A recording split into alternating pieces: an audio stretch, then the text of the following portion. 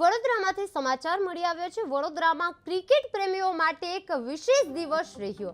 11 જાન્યુઆરીના રોજ India New Zealand વચ્ચે રમાનાર વન ડે મેચની ટિકિટો માત્ર 16 મિનિટમાં વેચાઈ ગઈ।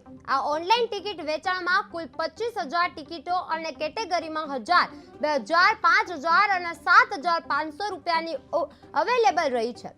ટિકિટો ઝડપથી વેચાઈ જવાના કારણે ઘણા ક્રિકેટ રસિકો નિરાશ થયા, પરંતુ આ મેચ માટે ઉત્સાહનો માહોલ શહેરમાં જોરદાર જોવા મળ્યો છે।